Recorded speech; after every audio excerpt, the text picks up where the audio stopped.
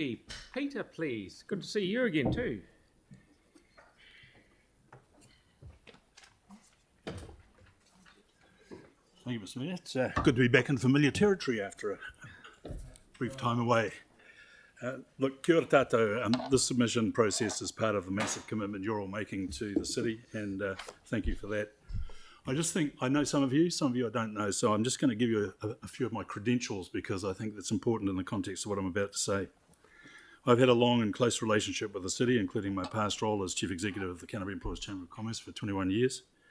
My current relevant governance roles in the city are board member of Ropainga, which was Otakaro. Been on that board since its inception, 2016. I chair Te Papahora Health Precinct, been on that since 2019. Board member of the Canterbury Community Pharmacy Group since 2022, and a board member of the Air Force Museum of New Zealand since 2006. I'm also a board member, and this is not absolutely incidental, a board member and trustee of Warbirds Over Wanaka Airshow. Been on that board since 2020, and we just had a fabulously successful airshow down in Wanaka over this past Easter. I'm very conscious of managing my conflicts of interest, and I should declare that Te Papahora Health Precinct which I chair, has a close and constructive relationship with the MedTech Centre based in the Arts Centre. I'm also a past member of the Arts Centre Trust Board. I was on that board from 1995 to 2001, and a past member of the board of the Canterbury Agricultural Park, which is newsworthy at the moment, 1999 to 2011. I'm here today, though, in my personal capacity because I care about the Arts Centre. I believe Christchurch is fast becoming New Zealand's city of choice, a place where people choose to live and a place of unique propositions. And as such, the Arts Centre, as a unique proposition, is an important component of our city and an important component of what we offer.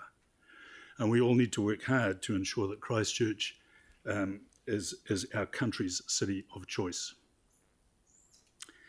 In my allocated time, I'm just going to make a few simple points.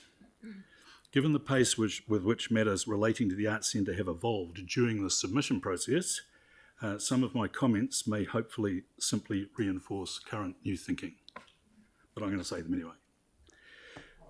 Number one, the Arts Centre is a critical and highly valued part of our city's infrastructure and its future as heritage buildings and as a thriving arts and cultural community must be protected.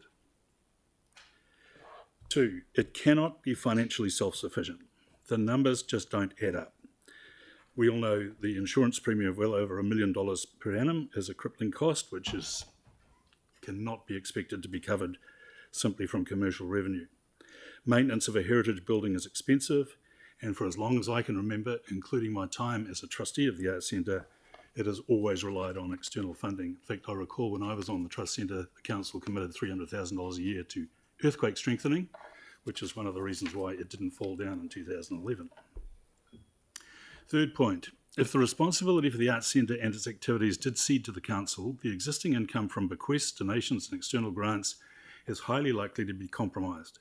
It would therefore most likely cost the council a lot more than the cost of its recent funding support. So that doesn't make any economic sense to me.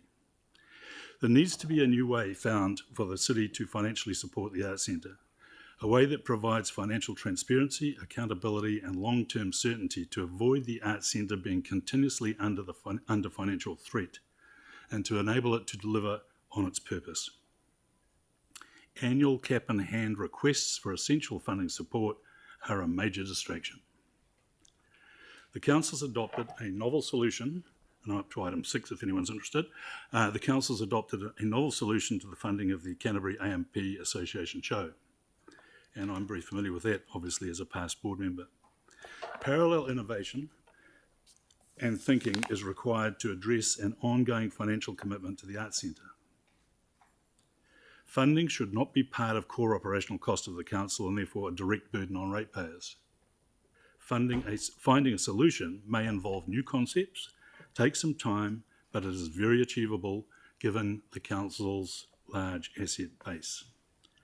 If there's a will for the council to find a new way to fund the Arts Centre on a transparent and ongoing basis, then there's a way.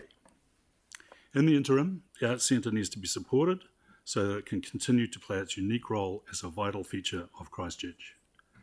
Please continue to provide a lifeline to the Arts Centre until a better, more secure financial solution is put in place. Thank you for allowing me to submit.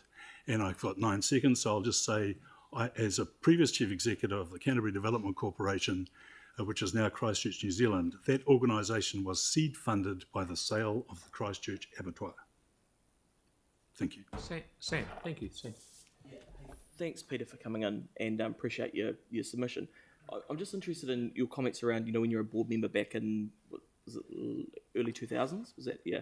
What was the, and it's just for context, because I should preface it by saying no one wants to shut the Arts Centre. Yep. This is about trying to establish what the amount is to get it to a point. How many staff did it have back then? Was it as big as it is now? Or I can't remember how many staff it had then. It wasn't much smaller. It was a very vibrant cultural community, and of course, it was fully functional because it was prior to the earthquake. So every building was occupied and every building was being looked after. Right. Okay. The important part of our role as trustees in those days was protecting the heritage and paradoxically earthquake proofing the buildings. Yeah. Okay. That's really useful. Thank you. Cheers. Thank you. Great Thank to you, see mate. the market so successful on the weekend. Thank you. Thank you very much, Tart. Michael, how are you, bud?